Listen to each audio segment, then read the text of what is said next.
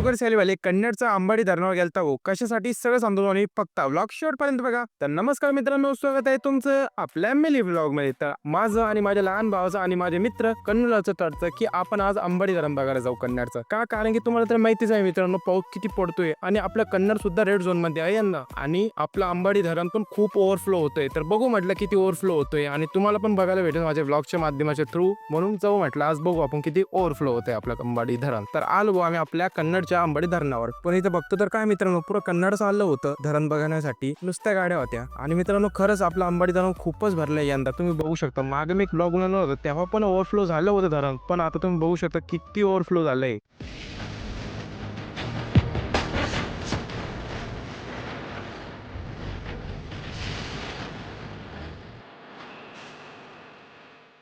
आणि मग इथे आज युजली थोडं फोटोज वगैरे काढतो मित्रांनो आम्ही. आणि मित्रांनो आम्ही पूर्ण काळजी घेऊन व्यवस्थित इथे आलो आहे. पण तुम्ही कुठे जाऊ नका, घरीच बसा. खूपच पाऊस चालू आहे, लोक वाहून चालले आहे, म्हणून काळजी घ्या मित्रांनो. स्वतःची पण घ्या, घरच्याची घ्या. ओके, तर असं काही भरलंय भाऊ आपलं अंबाडी धरण. तर हेच होतं मित्रांनो मी ब्लॉग मध्ये. आणि तुम्हाला हा मिनी ब्लॉग आवडला असेल तर लाईक करा आणि मला फॉलो करून टाका. आणि व्हिडिओला लाईक कर जा मित्रांनो. माझ्या युट्यूबवर बघा तर सबस्क्राईब करा. ओके, तर भेटू आपण आणखी एक मिनी ब्लॉग मध्ये. Thank you for the watching. थोड़ा टेंशन मध्ये पण रिलॅक्स मी.